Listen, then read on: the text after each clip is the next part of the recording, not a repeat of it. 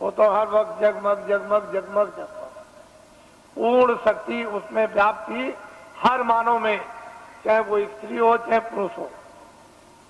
पूरी शक्ति थी, पूरा ज्ञान था, पूरा बोध था, और मतलब ये सब कृतज्ञ थे किसी तरह का।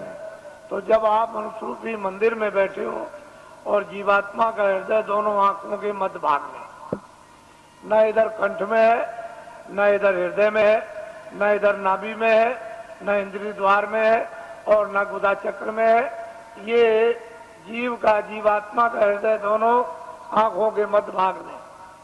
अब यहाँ जो बैठी हुई है तो उधर से जब कर्मों के आवरण में लाकर ढक दी गई, बंद कर दी गई आंख और कान, तो फिर अंधकार ऐसे छा गया जैसे बादल जब छा जाते हैं तो सूरज, चांद और सितारों का प्रकाश लुप्त हो जाता। उसका मतलब यह है कि सूरज को, चांद को सितारों ने, बादल ने नहीं ढका, वो तो बादलों ने आपकी आंख को ढक लिया, इसलिए दिखाई नहीं देता। अगर बादल को आप साफ कर दो तो सामने आपके सूरज, चांद और सितारे, तो आपकी अंतर जीवात्मा की आंख और जीवात्मा के कान को ढक लिया और सुनना और देखना बंद कर दिया। अगर वो पर्दा बादलों की तरह से हट जाए तो परमात्मा और परमात्मा की सृष्टि सामने आपके। जब दिव्य नेत्र ज्ञान चक्षु साधक का जब खुल जाता है और जब कान खुलते हैं और वो देववाणी, ब्रह्मवाणी, वो अनहद वाणी और वो शब्द है और नाम जब प्रकट हो जाता है और कानों को सुनाई देने लगता है तो 24 घंटे एक क्षण भी बंद नहीं होता। हर वक्त काम करते रहो, लिखते रहो, पढ़ते रहो, खेती करो, दुकान करो, कुछ भी काम करो, देवियां खाना बनाए, घर का काम करे, बच्चों की सेवा, 24 घंटे सुनाई देता। ऐसा रस, एक रस बरसने लगता और 24 घंटे चेतना रहती। सोते में भी बरसता, वहां भी चेतना है, और वो तंद्रा अवस्था में सो लेता है।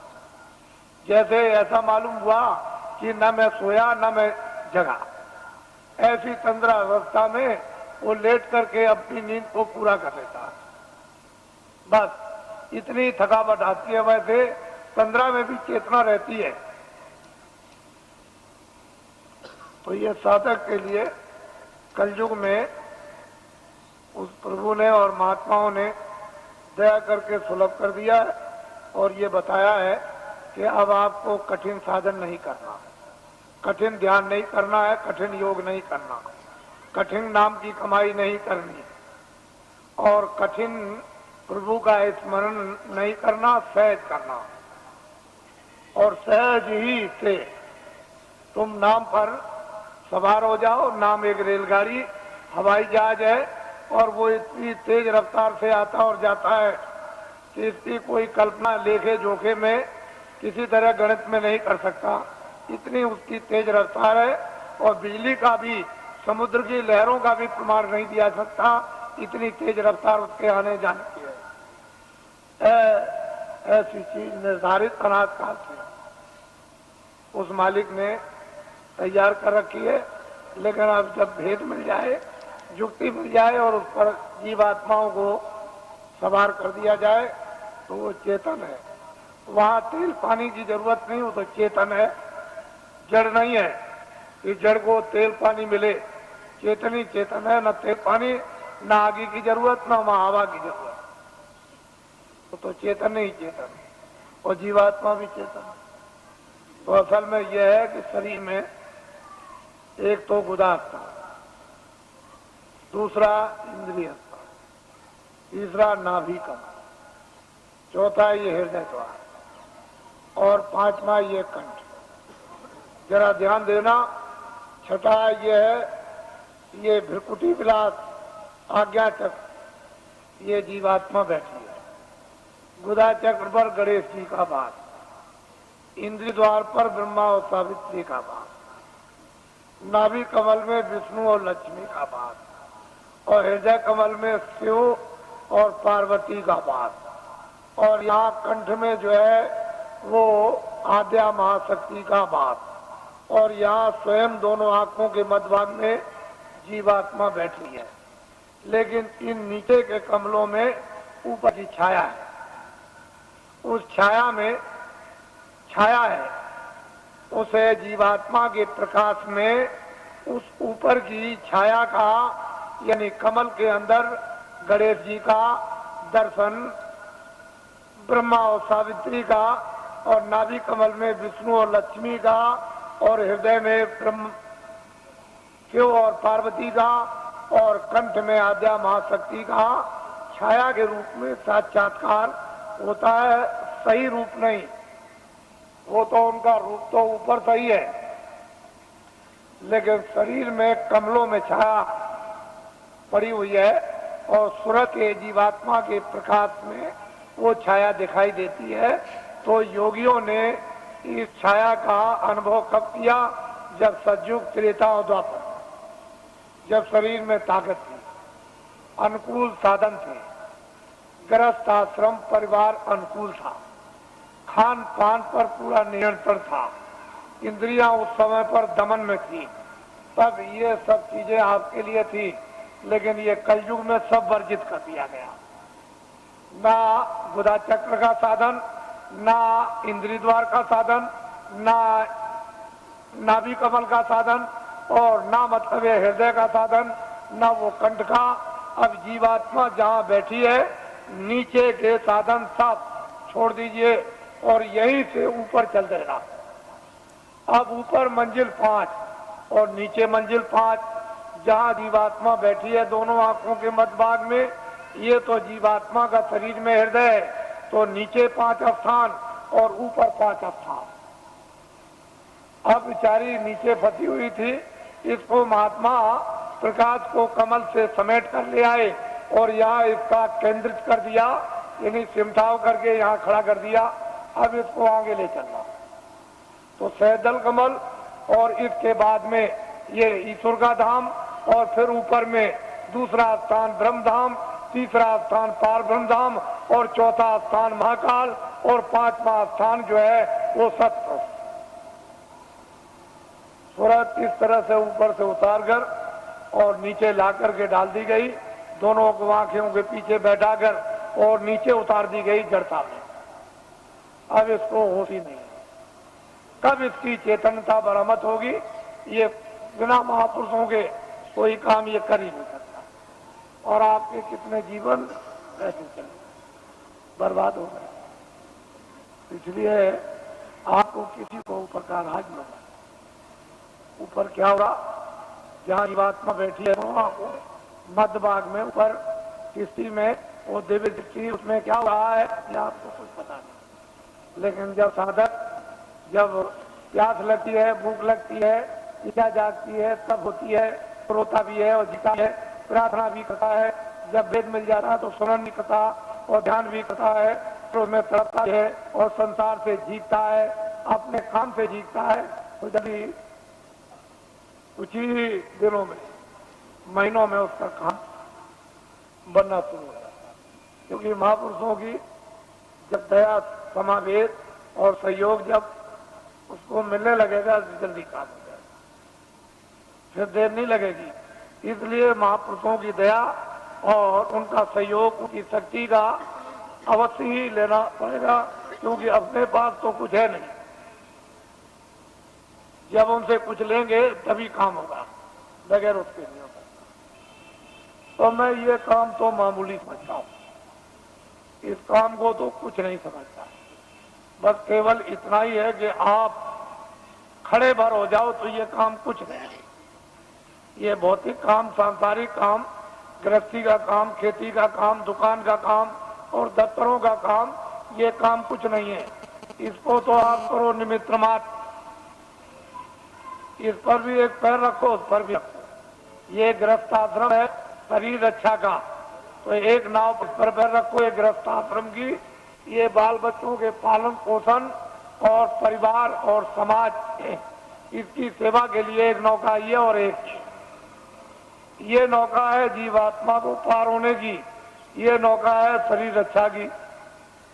तो जब महात्मा मिल जाए तो धीरे से दोनों पर पैर रखवा देते हैं, इस पर भी जमाए रहो, इस पर भी जमाए रहो, और दोनों पर बैलेंस अभी बराबर रखो।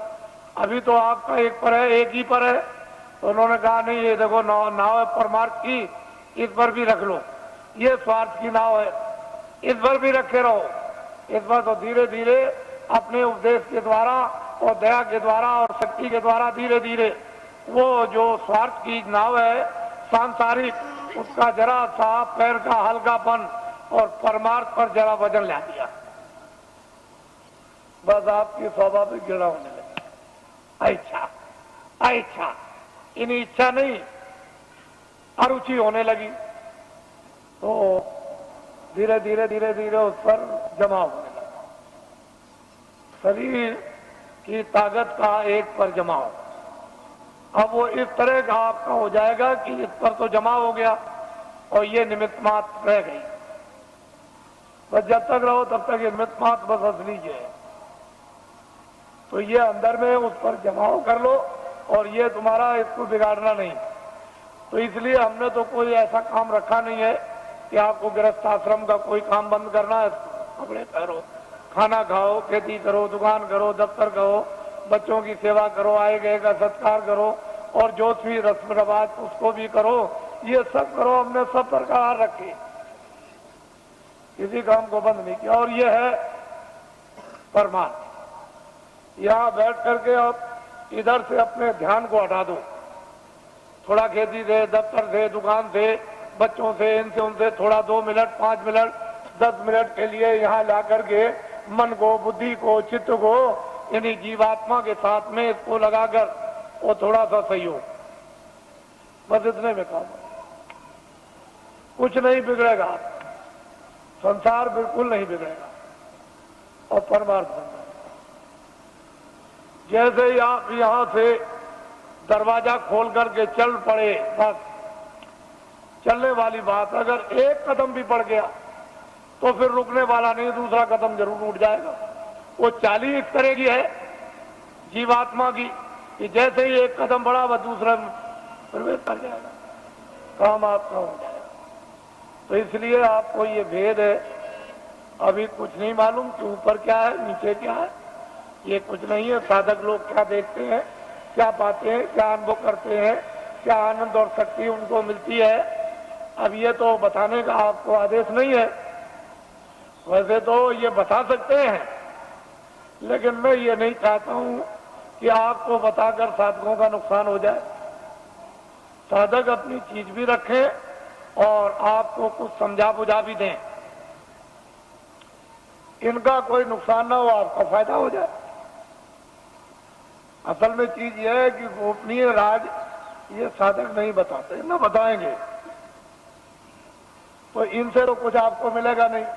लेकिन जब ये घेर घार करके यहाँ ले आएंगे तो फिर यहाँ सब कुछ आपको मिल जाएगा।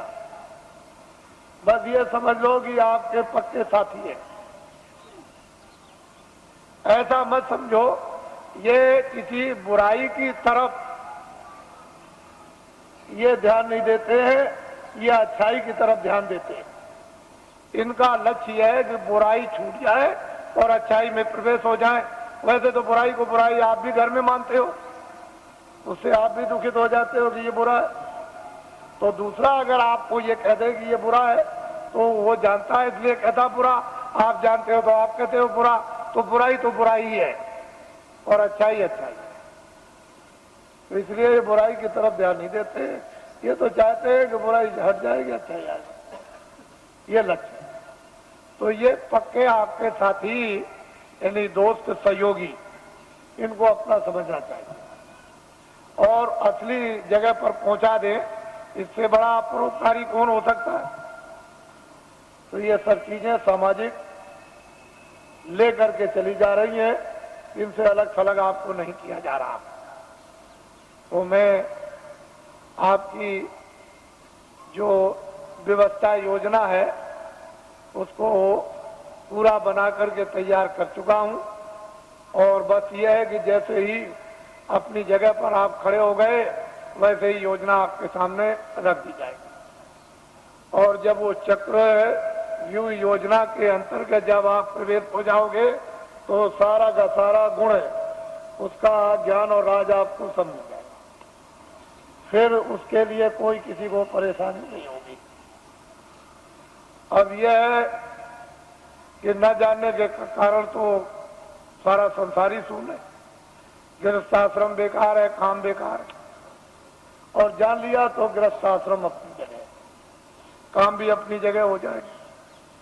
तो हमने जो आपको बताया, क्योंकि आप तो अभी आदेश दूंगा आपको अभी कि आपको मतलब ये जाना है, तो भूमि जोतक खेतिहर काश्तकारों का तो देश में अभियान चल रहा, साथ ही साथ कर्मचारी अधिकारियों का कार्यक्रम चल रहा, साथ ही साथ में सेठ साहूकार दुकानदार उद्योगपतियों का भी कार्यक्रम इसी के साथ साथ चल रहा, और साथ ही साथ यानी छात्रों का भी कार्यक्रम चल रहा।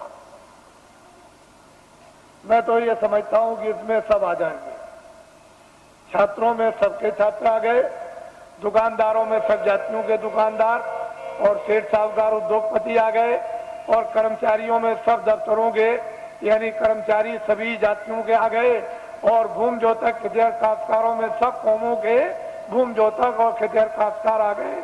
तो चारी जातियों का बंटवारा कर लीजिए। अपना ध्यान ले जाता हूं कि जरा इनके बारे में भी सोचा जाए। तो मैं सोचता हूं कि कितना इनको वेतन मिलता होगा, तो इतना वेतन मिलता होगा इनको, इसमें कितना कट जाता है वो भी मैं जानता हूं कि इनकम टैक्स कितना कटता है, और फिर इनका बीमा और ये वो योजनाओं में कितना चला जाता होगा, तो इनके हाथ में कितना बचता है वो मुझे सब मालूम, उससे पूरा नहीं पड़ता, बिल्कुल पूरा नहीं पड़ता। जजों का सुप्रीम कोर्ट के पूरा नहीं, हाई कोर्ट के पूरा नहीं, शिक्षकों का पूरा नहीं, डीएम का पूरा नहीं, एसपी का पूरा नहीं, और इनका पूरा नहीं और उनका पूरा नहीं, तो छोटे कर्मचारियों का उनका तो बिल्कुल ही पूरा नहीं, क्योंकि महंगाई तो सब पर समान है और टैक्स भी सब पर समान है। तो असली बात यह है कि जो सरकार, जो राजा अपने मजदूरों पर टैक्स लगा दे व्यवसाय कर, वो सबसे गिरा हुआ राजा, उससे गिरा हुआ और कोई नहीं हो सकता। उसका ज्ञान खो गया, उसकी कला कौशल खो गई और उसकी योजना खत्म हो गई। जो राजा अपने मजदूरों पर व्यवसाय कर लगा दे, अरे कर्मचारी अधिकारी जो बेचारे काम करते हैं, ये कौन है? मजदूर 15 दिन 14 दिन की छुट्टी ले लें और छुट्टी साल की खत्म हो जाए, डॉक्टरी भी बीमारी की छुट्टी खत्म हो जाए, तो जब ये छुट्टी लेते हैं तो इनकी मजदूरी कट जाती है, यानी पे कट जाती है। तो ये सब लोग मजदूरी के लेके जोखिम में आते हैं। व्यवसाय का मतलब यह है कि 10 रुपए घाटा और 1 लाख रुपए मुनाफा, यह है व्यवसाय, यह है मजदूरी। व्यवसाय अलग है और मजदूरी अलग है। तो ये कह करके अगर लगा दिया जाए कर्मचारी अधिकारियों पर कि यह है व्यवसाय कर, तो ये मर जाएगी।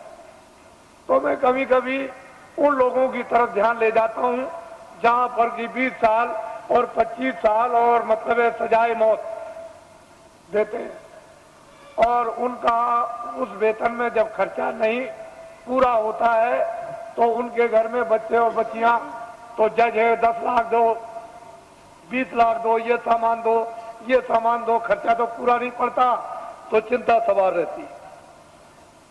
अब जब इसको घर की चिंता सवार बच्चे बच्ची की होगी तो न्यायालय में बैठ करके, यानी मतलब ये स्वच्छ है, यानी न्यूट्रल बुद्धि से कैसे न्याय कर सकेंगे, क्योंकि वो परेशानी चिंता में घिरे हुए। तो मैं कभी कभी ये बात सोचा करता हूँ कि जब उनका रिटायरमेंट आ जाता है और वो रिटायर हो जाते हैं और उससे वेतन जो उनको पेंशन मिलेगी उसमें पूरा नहीं पड़ता, तो फिर ये क्या करते हैं, किसी फैक्ट्री में अगर जगह नहीं किसी फैक्ट्री में मिली और किसी जगह सेठ साहूकार के यहाँ नहीं मिली, तो फिर न्यायालय में आते हैं और वकील की हैसियत से फिर काम करना शुरू कर देते हैं, तो कटघरे में खड़े होते हैं।